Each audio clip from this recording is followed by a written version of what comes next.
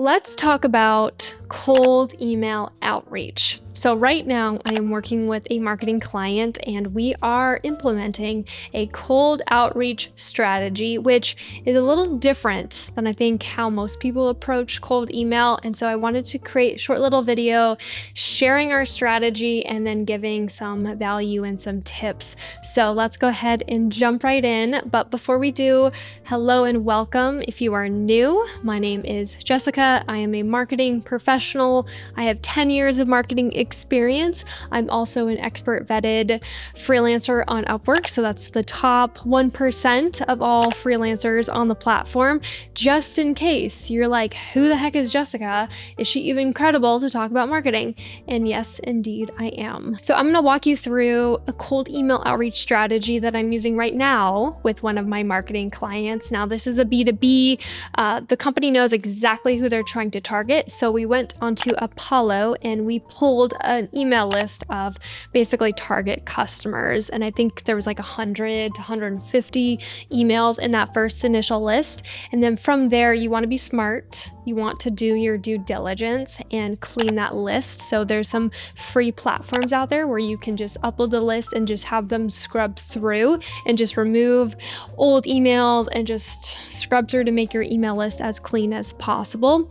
So a Neverbounce is a good platform to do that. I think there's a couple other platforms out there, but make sure you have a super clean list and then you can upload it to your email marketing platform of choice. I have really been loving HubSpot because of the automation, really. Like you can segment your list and you can automate certain emails, and it's just a beautiful, beautiful platform. So big fan of HubSpot at the moment, but I have used other email marketing platforms, MailChimp, Klaviyo, Constant Contact. But I think for the purpose of sending cold outreach, HubSpot is the winner in my opinion.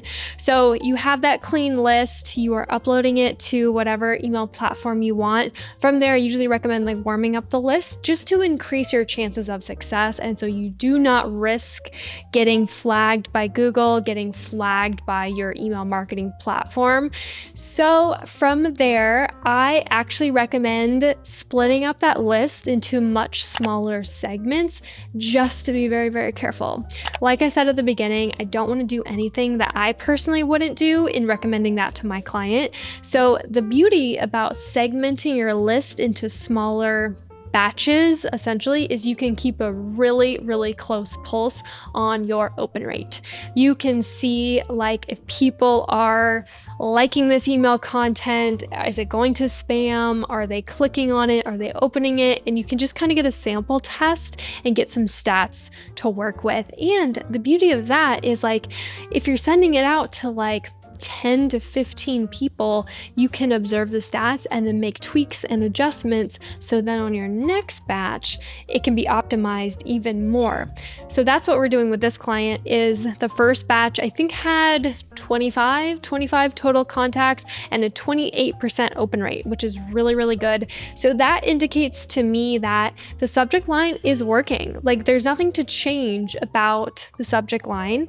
And from that information, we're not going to change much. And then we're going to send that next batch of 25 new contacts on a different day at a different time and just observe the performance of that and tweak as needed. And we're going to rinse and repeat for I think 3 more batches.